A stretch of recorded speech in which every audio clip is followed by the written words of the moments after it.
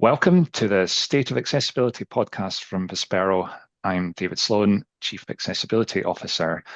And for 2026, and this is our first podcast of the new year, taking a slightly different approach to last year and re-recording our podcasts instead of going out and LinkedIn Live. This gives us a little bit more flexibility to bring in some great guests and cover important topics in the field of digital accessibility, and I guess it also helps avoid some of the LinkedIn Live gremlins that we've encountered over the years. So, over this year, we'll be hearing from accessibility specialists on all sorts of topics of interest, and I'm really looking forward to some interesting conversations. So, for this February podcast, we're going to be looking at the challenges of being an accessibility professional when working in a high stress environment where we can often meet with resistance to our efforts. And we're going to talk about how accessibility professionals can deal with stress and avoid the chances of burnout, something that I know is a big focus of conversation in our community. And for today's discussion, I'm joined by my Vispero co-worker, Alicia Evans, Senior Accessibility Engineer. Welcome to the podcast, Alicia. Thank you for having me. So just to get us started, tell us all a bit about your journey to becoming a digital accessibility professional. Yes, thank you. So I think like a lot of people who end up in accessibility, I came here in a really roundabout way. Um, when I graduated with my master's degree in English, my idea, the thing that I wanted to do is I wanted to have a big adventure and work in publishing. So I moved to New York City and I got a couple of low-paying internships and part-time jobs working in literary agencies. And to support myself, I had to have two other jobs. So I worked at Shakespeare and Company, the bookstore in Manhattan. I don't think it's there anymore, but it used to be an iconic bookstore. It was pretty cool. And I worked supporting people with disabilities directly. So I worked with a young woman with multiple disabilities who was attending college. And as I was working both of these career paths, working in sort of the book industry and with people with disabilities, I started to realize that they were very different. So, working in the sort of bottom rung of the publishing industry, a big part of my day-to-day job was sending out rejection letters. So, and if you've ever tried to write a book, I know you have, but you know that there's a lot of effort and love and care that goes into these books. And I felt like I was just shutting dreams down, working in publishing. Whereas supporting a woman who didn't think she was ever going to go to college really thrive and flourish and succeed in college and getting to be a part of that was so much more rewarding and fulfilling that eventually I stopped trying to work in publishing and put my efforts 100% toward supporting people with disabilities. And over the years, I worked for a few different nonprofits. The primary one I worked for, I got to support people in their jobs, in their communities, and at school, um, and get to just be a support in people's lives. And for the most part, that was a really wonderful job. Um, but when I moved back to California and I got married and I entered my 30s, I decided to transition into tech. I went back to school and learned how to do web development. And from there, I pretty much as quickly as I could made my way back into accessibility, and I've been doing that ever since. So it's a kind of familiar pattern of discovering accessibility at some point and then realizing, yeah, this is something that is a really meaningful Yes. uh, endeavor. And yeah, I mean, accessibility is really often, we certainly hear it, and I think we live it as well, that it is about this level of passion and this commitment to advocating to break down barriers and help people achieve their potential, and just generally make change for the better and keep that momentum going over time. So, so yeah, maybe it's not surprising that with that passion and sometimes realizing that when things don't work out, just what's lost, that there is this growing focus on dealing with kind of despair, burnout, the feeling that you just can't make a difference in our community, in our profession. So, what's your take on the challenges that accessibility professionals face in their work? Yeah, I think you said it really well that when you're in any kind of job where you have to care about something or you do care about something a lot, there's a huge potential for burnout because not everybody cares the way that you care. You're faced with a lot of people who don't understand why what you're talking about is important, why it should be a priority, don't want to spend time or money or resources on it. Um, and so anything like that is going to lend itself, is going to be prone to burnout. There's sometimes it feels when you're working in accessibility like you're trying to convince someone who's building building a building that it's important to put in fire escapes. It's like you can see how important this is, and you just have to convince the other person this is a big deal. Um, and sometimes you're successful at that, and sometimes you're not. I know that sometimes if you're the only accessibility person at a company, or if you're working on a small team, feeling like you're in charge of the accessibility for the entire company can be a huge burden. People are looking to you if there's any kind of accessibility shortcoming. Uh, it's your job to convince the developers and the designers that this is something that they need to learn. And there's so much to learn. It's not just convincing them that it's important. But once you've convinced them it's important, you're like, and now here's 1,000 pages of WCAG, you know? Hmm. So it's a constant effort, a constant journey. And that's just the kinds of things that come up on a regular basis, on a regular day as an accessibility professional. But this year in particular, I feel like has been even more difficult because we've had mass layoffs in the tech industry and in the government. We've had questions and concerns about where AI is leading us. Is it leading us Hmm. to a more accessible internet and more accessible products, or is it going to encourage vibe coding and have just a huge mess of spaghetti code out there? Um, and then even just the way that we talk about disability and accessibility are changing, at least at a federal level in the United States. So things have been a lot more stressful this year, I think, than even in previous years. And so it's a good opportunity for us to address how we can do something, how we can not just fall victim to this onslaught of external things, but how we can protect ourselves and remember what brought us here in the first place, the passion, the purpose. Um, Everybody who came here, I think, who came to work in accessibility came because we care, and we don't want to show up to work being, dead inside, or, sitting at your computer as a zombie, or just a stress monster raging at everybody. Um, we want to be calm, healthy people who can do good work and continue prioritizing that good work. So, Yeah, no, I hear you. And maybe, to some extent, we both work in consultancy and we have that privilege of being able to show up and support our clients who have asked us for help.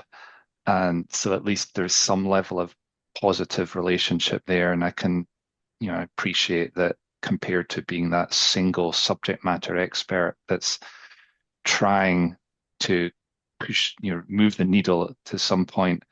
My wife, Sarah Horton, talks about the accessibility Lorax. They are the one person that speaks for accessibility inclusion. And it's a really helpful analogy of when you're just that single person trying to make a difference. So, we're definitely to some extent privileged, but at the same time, we still also can sort of come up against the sort of pushbacks and the yeah, but do we have to do this? And obviously, we're operating in a world where there are all these headwinds, whereas previously it always felt like we were, accessibility was something that we all believed in, and so now yeah. suddenly there's kind of, there are things that are make us feel less certain that everyone's pointing in the same direction towards inclusion. So I know we talked before about this concept of learned helplessness, and you've talked about that a lot. Can you tell us more about what that means and what can we do about it? Yeah, so learned so this year because because I wanted to do something about this idea that I've seen more and more people facing burnout or just not coming to work fully present. I read a ton of books. And the first book that I read is this book. I don't know if it'll come out. It's called Burnout: The Secret to Unlocking the Stress Cycle by Emily Nagoski and Amelia Nagoski. I hope I'm pronouncing that correctly. But one of them is a mental health professional, and the other is her twin sister. So they have good stories. But this book was recommended to me by, not to me personally, but in a talk about burnout from accessibility professional Shell Little, who had a great talk about burnout. And one of the things that I found really interesting in this book was about this concept of learned helplessness.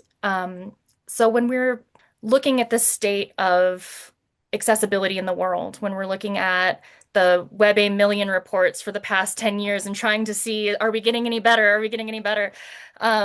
Or when we're talking with clients, or the same developer who hasn't figured out you need to make these headings. If they look like headings and they're heading, the a section of content, then it needs to be marked up as a heading. If you're having these conversations over and over and over again, you might be learning that what you're doing isn't effective. And problematic thing about that is that if you're learning that what you're doing is not effective, then you stop trying. You stop putting in the same level of effort because you've already learned it's not doing anything anyway. Who cares? Like I'm not going to solve this whole accessibility problem by myself. I can I'll put in the bare minimum because that's what I'm being paid for, and I'll step back. And of course that's a problem. We have a responsibility to do as much as we can to make the world more accessible. That's what we signed up for, even when it's Hmm. hard.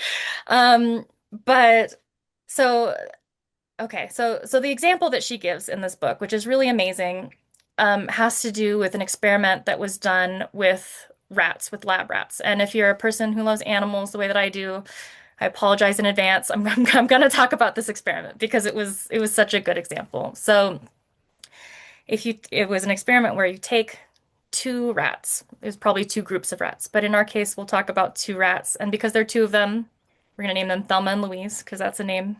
Those are names of two people. So if you take Thelma and you put Thelma in a little box with a floor that's like electrified, and we'll give her feet little shocks. I'm apologized already. I hate this, but if you give her feet little shocks, she will try to escape the box. And if you then open the door, she'll run out of the door and save herself and feel like she is. I mean, I can't tell you how the rat feels, so never mind. She will be safe. If you take Louise and you put her in the same box with the electrified floor, and you turn on the electrified floor and give her feet little shocks, but you don't open the door, Louise is going to go around and around looking for that door, trying to figure out a way to escape to protect her little feet. If you do this for enough time, she will learn that there's no escape. And if you then open the door, she won't run out. She's just going to stand there continuing to get her feet shocked because she's learned that there is no escape. And even though the door is open, she's not looking for it. She has already learned she is helpless. There's nothing she can do. She just has to live in this pain. And they've done similar experiments with humans. They didn't shock their feet because we treat humans differently than we treat animals in this world. But they would put them in a room with like a horrible, annoying sound and tell them, you can turn off this sound. And for some people in the group, there was a switch that they could find that would turn off the sound. And for some people in the group, there was no switch. They were just trapped with this annoying sound and there was nothing they could do. And if they then tried to put these people in a situation with another difficult problem, like solving math problems, the group that was able to find a switch and turn it off spent much longer working on these math problems than the people that couldn't solve the problem. They had just decided, without even realizing it, without telling themselves, I am helpless, they have come to learn that their efforts don't matter and that there's not a lot that they can do to solve problems, so why bother?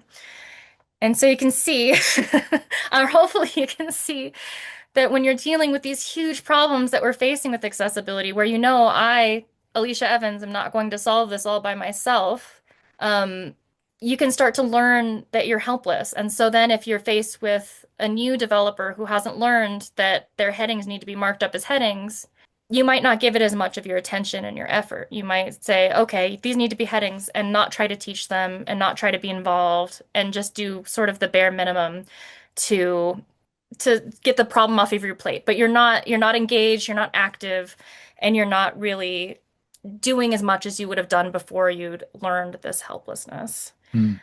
And the good news is that it's something that you can unlearn. You can unlearn learned helplessness. And that's if you feel like you're somebody who has maybe been defeated in this way, it's really important to give this your attention.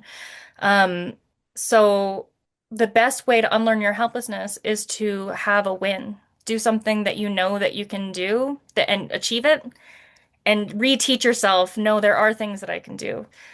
So for example, I feel a lot of the time really helpless about the environment. The environment's this big problem. I'm not going to fix it by myself. Um, but I know that I still need to be doing a lot of things to impact my environment in a healthy way. And so when I start to feel overwhelmed, one of the things that I like to do is I put on gardening gloves and I go out and walk the mountain trails in my neighborhood with my daughter and we pick up trash. And that in the grand scheme of the environment, it's almost doesn't matter.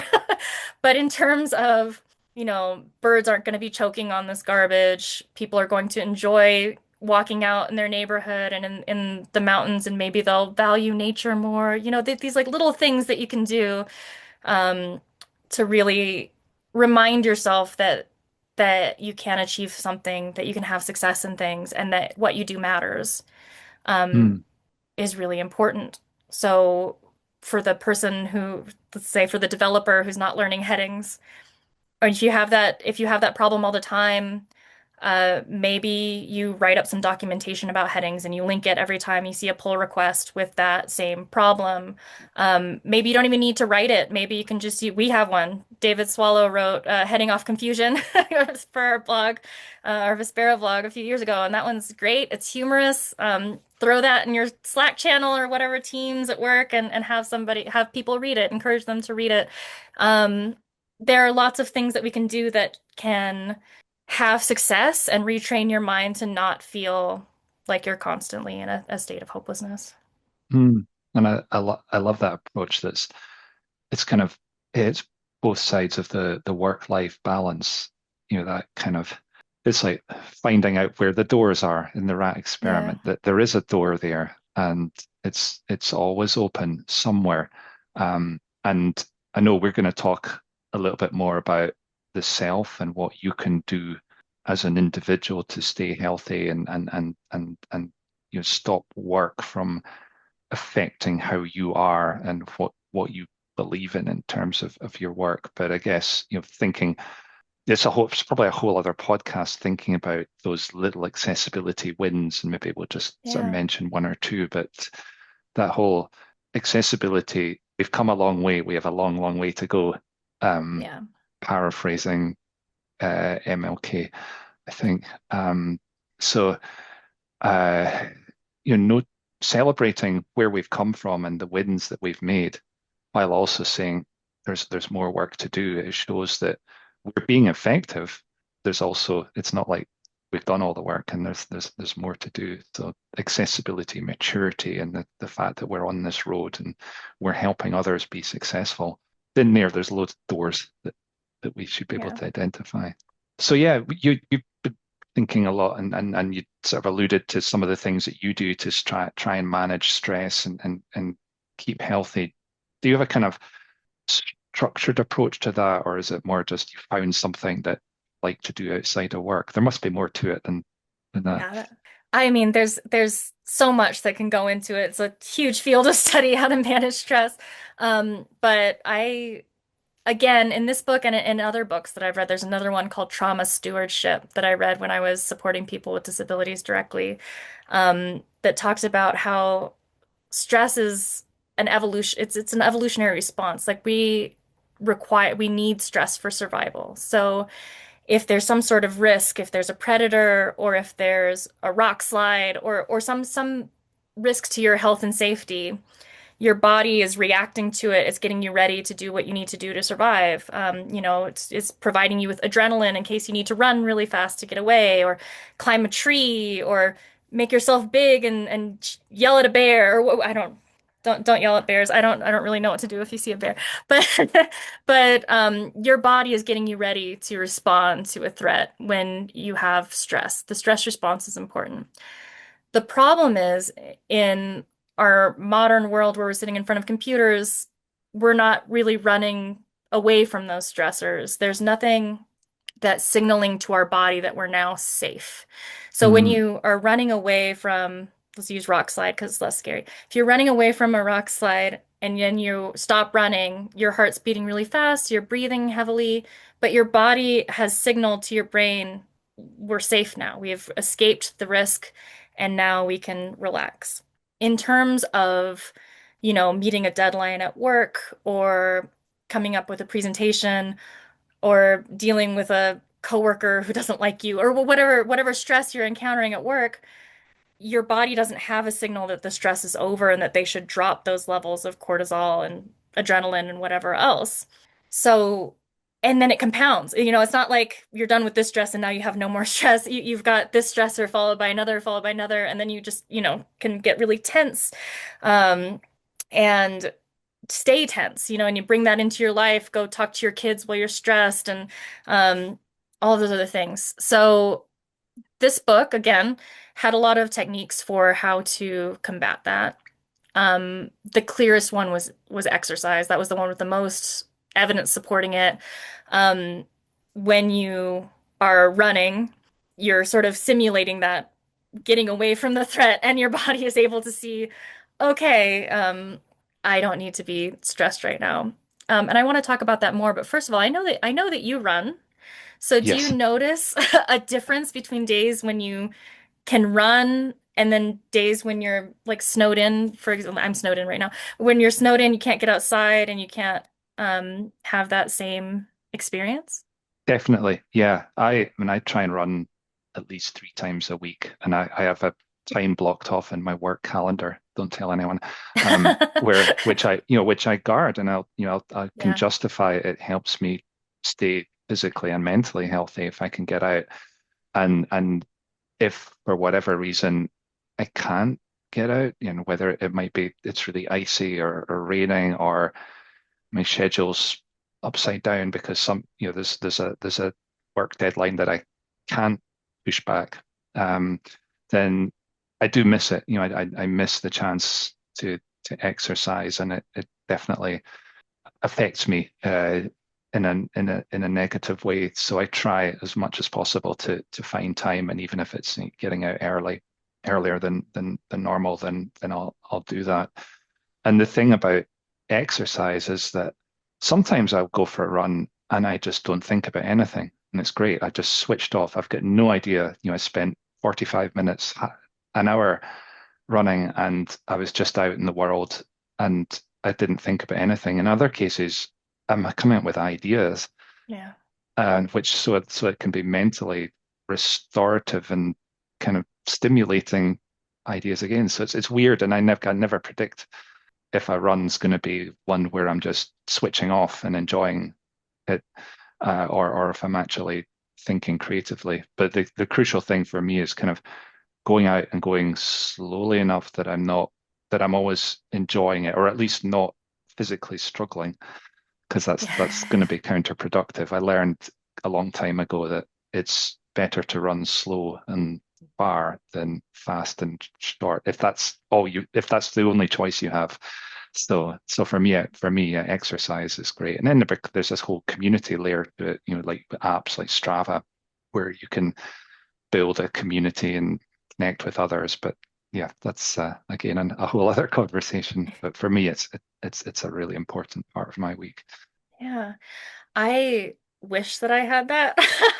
I've never been a runner, and really, to be honest, exercise is a tall order. I have a young child. I don't have a lot of time. I don't get out very much, and we don't have any like classes nearby. I'm in a really rural area. Um, so I do try. I also have this thing where if people are telling me to exercise, it's good for you. The book's saying it, everyone's saying, I'm like, well, I'm not going, I don't want to, you know? Yeah, exactly. I know that So feeling. Yeah. yeah, so I wasn't I have that that's on my someday wish list, but I tried some of these other things. And I tried exercise, but I tried it in like ways where I was tricking myself. So some of the other things that she says can be as probably as effective as exercise. And let me see if I have a list here, is talking to someone you love. So calling someone on the Mm. phone, talking to them, talking to someone, your family right after work can be helpful. Or being social, going out with friends, doing something. And I did, just yesterday, I talked to my younger son and I hadn't seen him since the beginning of January.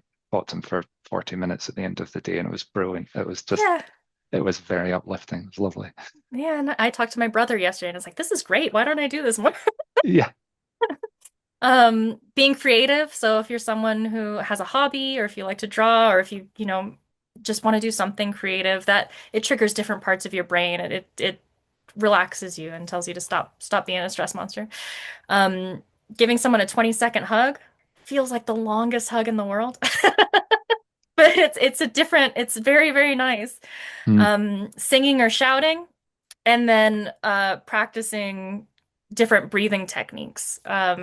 And meditation, I think, would fit into that as well. And really, anytime that I try meditating, if I'm like, I have 2 minutes, I'm going to try meditating. I'm like, that was amazing. Why don't I do that more often? But Mm. again, I know it's good for me, so I don't want to, you know? Um, but so I tried an experiment where in October and November, each month of the since October, I tried a different one of these things.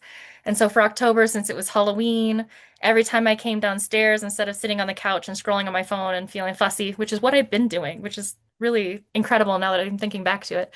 Um, I'd come downstairs and we'd put on like the Monster Mash or the Ghostbusters theme song, some sort of like fun Halloween music, and we'd do like a family dance party for the 3 minutes or whatever it was, and just dance as hard as we could and laugh. So it's combining all these things. There was a little bit of exercise. There was, maybe some singing if you feel inspired to, being very social and laughing. So all of these things together. So that was my October. It was great. It was really night and day between how I was feeling in September during the workday and after the workday and how I was feeling in October, just for that 3 minute transitional time. So if there's something like that you listeners can do, I highly recommend it. I think it's really great. Yeah. Um, So if there's something strange in the neighborhood, it's just an accessibility professional yeah, taking three having a minutes out dance of. party. Yep. Yeah. Yeah. And it seems like a lot of these activities are just getting away from, I mean, maybe with the exception of talking to somebody, because you could sit at your desk and chat to somebody who's hundreds of thousands of miles away. But often it's just getting up, especially remote working, home working, or just working in front of a screen, getting up and moving about somewhere else. Yeah. It seems so straightforward, and yet it can be unbelievably hard to do. And so Really. helpful. That was Yeah. what I did Yeah. last month. I was like, okay, I'm only walking this many steps. I'm going to add 1,000 steps to that, and really helpful. I'd Yeah. get up and I'd walk to the kitchen and walk back to my desk, and it's like I feel better already just from Yeah. those little the little excursion to my own house within my own house. So one other thing I know you've talked a lot about is passion projects. What role do they play in managing stress and keeping a healthy work-life balance? Okay, so balance is a great word that you use there. I think so far we've only talked about limiting negative emotions and negative impact, and that's not enough. Like you really need to have something that's soul expanding, that really um, lights you up and brings you alive. And that can sometimes feel like a tall order, especially if you're pretty close to burnout. And definitely don't just do these things. Like if you're actually close to burnout, talk to your manager, talk to a health professional, um, get support. Like, don't just try to do a dance party and hope that it's okay. Like, really, take care of yourself. Okay, but aside from trying to limit the negative impacts, and negative feelings, it's really important to also have very positive feelings and to introduce things that make you feel happy and engaged and like you're contributing on as often as you can. Um, at Vispero, we're pretty fortunate in that they understand that we want that and they make time for us in our schedule to have that. But we still have the same kind of trouble. I remember when I was trying to time box. So if I had something that I really wanted to do, I'd put it in my calendar for Thursday at 2 or something. That was my time to work on my passion project. And then Thursday at 2 would come and I haven't done enough work for these other things. Next week, Thursday at 2. Yep. Um, so the best time management technique I found for that is to, if you're just to time block it, but time block it for like Monday at 10. So you have enough time to come in, set your calendar, respond to emails, and then turn everything off and work on what you're going to work on for however long you have to work on it. An hour is great. If it's 10 minutes, it's 10 minutes. But setting that time aside and like with the running, keeping it sacred, making it as untouchable as possible. And I tried that for a few weeks.